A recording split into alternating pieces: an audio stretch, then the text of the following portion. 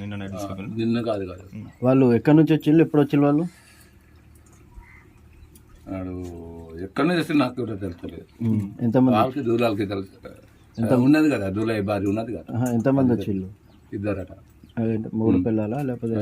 ఇద్దరు పిల్లలు, ఇద్దరు. ఒక్కడు దాని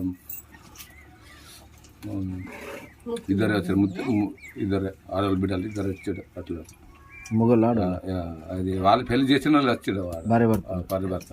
ప్రపంచంలో ఏ మూల ఏ క్షణం ఏం జరుగుతుందో వేగంగా తెలుసుకోవడానికి తొలి వెలుగు వాట్సాప్ ఛానల్ని ఫాలో చేయండి.